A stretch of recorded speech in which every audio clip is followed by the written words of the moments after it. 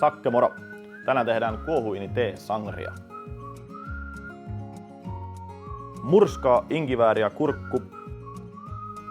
Lisää kurkkulikööri, sokeriliemi sekä haudutettu tee.